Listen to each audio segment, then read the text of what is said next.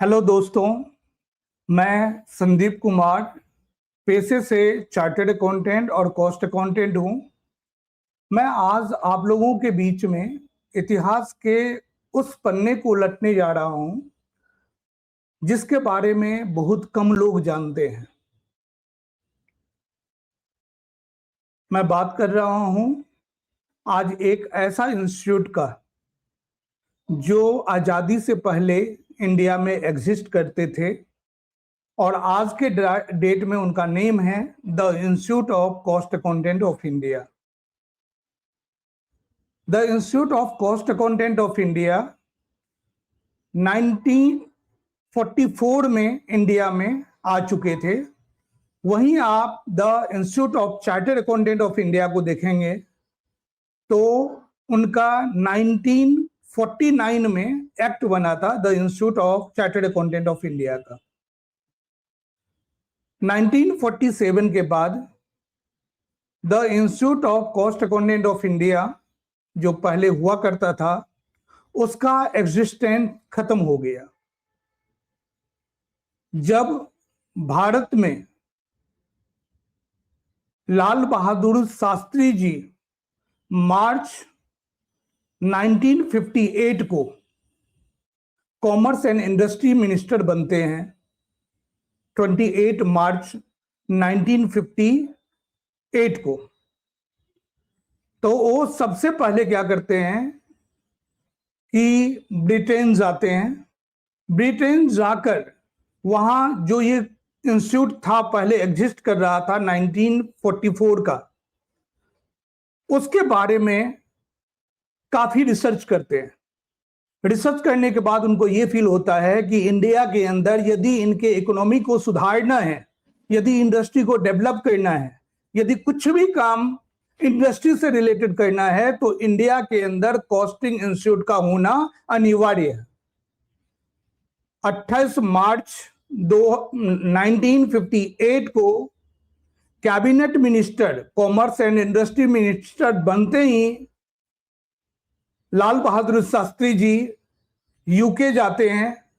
UK जाके वो सारा कॉन्सेप्ट को देखते हैं कि क्या क्या ऐसा कॉन्सेप्ट था, किस तरह से पहले इंडिया में इनको बनाया गया था, इंस्टीट्यूट को बुलाया गया था, बनाया गया था और इसका किस तरह का रोल था, उनको बारीकी से देखते हैं, उस पर काफी स्टडी करते हैं और स्टडी करने के बाद उनको एक बिल के रूप में तैयार करते हैं। आप देखेंगे कि 28 मार्च 1958 से लेकर 1 दिसंबर 1958 को लाल बहादुर शास्त्री जी, जो कि इंडिया के कॉमर्स मिनिस्टर थे, और उसने इस बिल को बनाकर पार्लियामेंट में पेश कर देते हैं केवल 7 महीने के अंदर। और 1 दिसंबर के बाद इन्होंने 10 दिसंबर को पार्लियामेंट के अंदर इस बिल को अप्रूव्ड कर दिया जाता है केवल 10 दिनों के अंदर।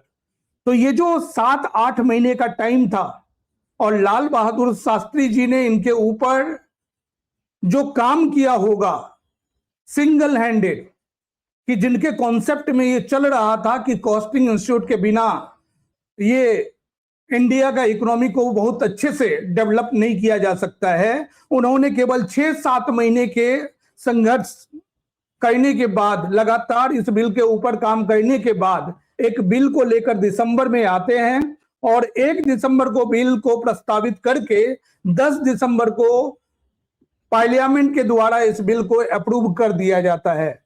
तो ये बाद में जो बिल अप्रूव्ड हुआ था उसको लेकर 28 मई 1959 को the institute of cost accountant of India, जो कि बाद का नाम है, पहले जो नाम हुआ करता था the cost and works accountant of India, उनका एस्टेब्लिशमेंट पार्लियामेंट के द्वारा हो जाता है इंडिया के अंदर।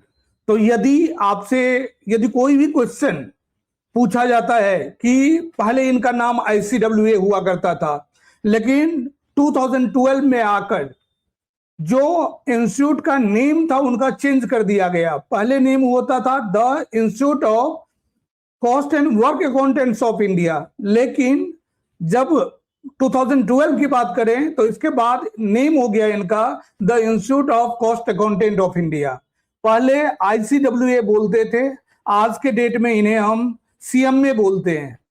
जिस लाल बहादुर शास्त्री जी को आप लोग जानते हैं, वो जानते हैं एक प्राइम मिनिस्टर के नाते।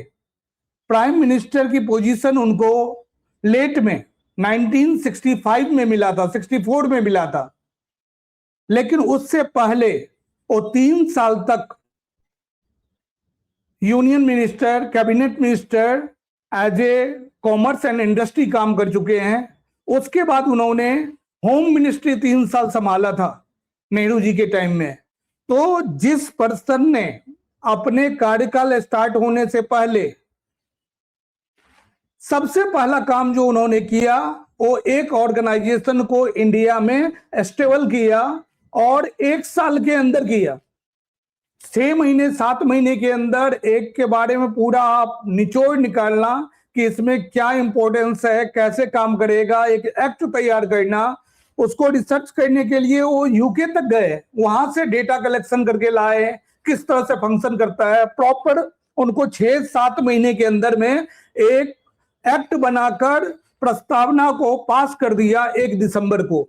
तो इस तरह से आप देखेंगे कि यदि the institute of cost accountant of India के संस्थापक के रूप में यदि बोला जाए तो एक ही नाम आता है, केवल और केवल लाल बहादुर शास्त्री जी, जो कि बाद में हमारे देश के प्रधानमंत्री बने। और जब भारत का युद्ध पाकिस्तान के साथ हुआ तो उस समय उन्होंने एक नारा दिया था, जय जवान जय किसान, जो कि नारा आज भी सब लोग उसको याद रखते हैं। और उसी नारे के कारण लाल बहादुर शास्त्री जी को हम नमन करते हैं, याद करते हैं। लेकिन इन सब कामों से पहले वो इंडिया में the institute of cost accountant of India के लिए एक ऐसा काम करके गए, स्थापना करके गए।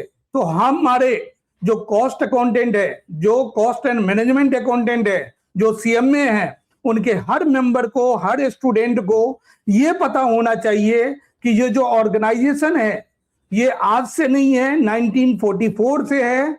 जब भारत आजाद हुआ था तो यहां से चले गए थे ये इंस्टीट्यूट। बाद में इनको जब लाल बहादुर शास्त्री जी को मौका मिला और कॉमर्स मिनिस्टर बने वो 28 मार्च 1958 को, तो 6-7 महीने के अंदर अंदर इस एक्ट को लिखकर संसद में प्रस्तावित कर और अप्रूवल के साथ 10 दिसंबर 1958 को यह एक्ट में कन्वर्ट हो गया था। इनकी अप्रूवल मिल गई थी पार्लियामेंट के द्वारा।